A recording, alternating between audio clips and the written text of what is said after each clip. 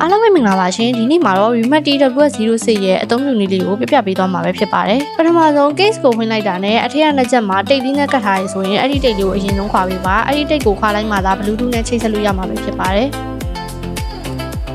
language ချင်းရင်လည်းဆိုရင် Bluetooth နဲ့ချိတ်မထားခင်မှာပဲချိန်လို့ရမှာဖြစ်ပါတယ်ဘယ်ဘက်သို့မဟုတ်ညာဘက်ကိုနှစ်ချက်နှိပ်ပြီးတော့ China English ကိုကြိုက်တဲ့ language ကိုထားလို့ရပါတယ်ပြီးရင်ဖုန်းလေးက Bluetooth ကိုဖွင့်ပြီးတော့ TWS06 နဲ့ချိတ်ဆက်ပေးပါ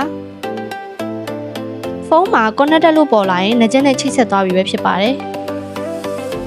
တချင်းရချင်လေဆိုရင်ဘယ်ဘက်သို့မဟုတ်ညာဘက်ကိုတစ်ချက်နှိပ်ပါ။အရှိရတချင်းကိုပြန်ရောက်ချင်ရင်ဘယ်ဘက်ကိုသုံးချက်နှိပ်ပါ။နောက်ထပ်တချင်းတစ်ပုဒ်ကိုကြော်ရင်လေဆိုရင်တော့ညာဘက်ကိုသုံးချက်နှိပ်ပြီးပါ။အတန်လိုးချင်ရင်ဘယ်ဘက်ကိုနှစ်ချက်နှိပ်ပါ။အတန်ကျဲချင်ရင်တော့ညာဘက်ကိုနှစ်ချက်နှိပ်ပြီးပါ။ခေါ်စီရီကိုဖွင့်ကျင်နေဆိုရင်ဘယ်ဘက်ကို3စက္ကန့်လောက်ဖိထားပေးပါ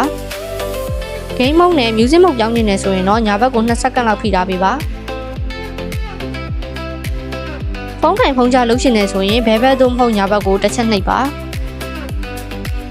ဖုန်းလာတာကိုကန်ဆယ်ခြင်းနေဆိုရင်တော့ဘယ်ဘက်သို့မဟုတ်ညာဘက်ကို3စက္ကန့်လောက်ဖိထားပေးပါ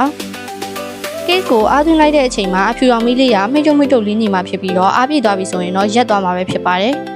ကဲဒါဆိုရင်တော့နောက်တဲ့ဗီဒီယိုတွေမှာပြန်တွေ့ကြပါမယ် channel လေးကိုလည်း subscribe လုပ်ခဲ့ပေးဦးနော်